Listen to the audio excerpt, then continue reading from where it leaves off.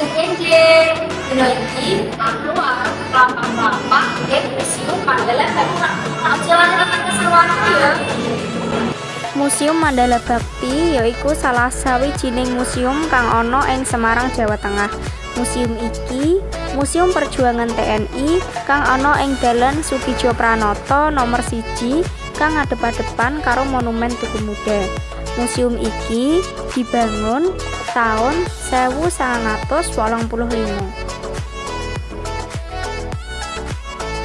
Bangunan museum iki dirancang karo arsitek Belanda. Tahun 1950, bangunan Museum Mandala Bakti digawe markas besar Komando Wilayah Pertahanan Loro. Lan tahun 1985 resmi digunakake gawe museum kang nyimpen koleksi data, dokumentasi, lan senjata TNI kang tradisional utawa modern. Kabeh koleksi kang kasimpen ing jero museum yaiku fisik lan faktual sejarah perjalanan Kodam iku. Museum Mandala Bakti duweni 2 lantai kang orientasi bangunane ngadep ing ngalor. Pondasine digawe saka watu lan temboke saka bata kang diplester. Bentuk atap bangunan iki yaiku limas lan tutupane saka genteng.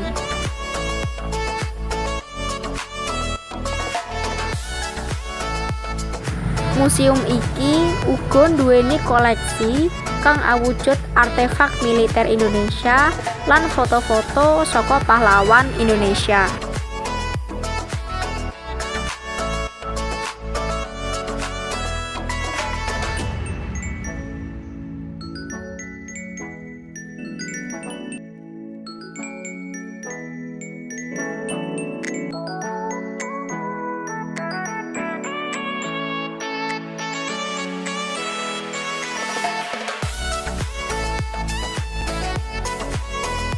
Ing jero museum iki ana replikane Al-Qur'an Babad Diponegoro lan jubah saka Pangeran Diponegoro.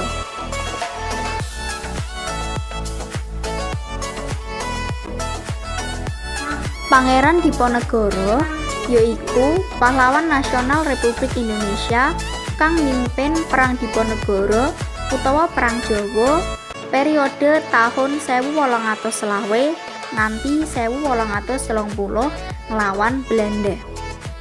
Peninggalane kayata pedang, tasbih, lan keris.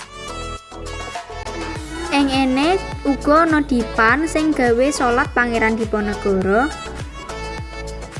lan padasane.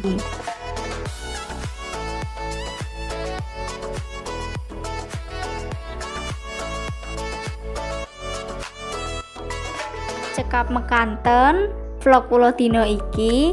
Matur nuwun sampun mirsani. Wassalamualaikum warahmatullahi wabarakatuh.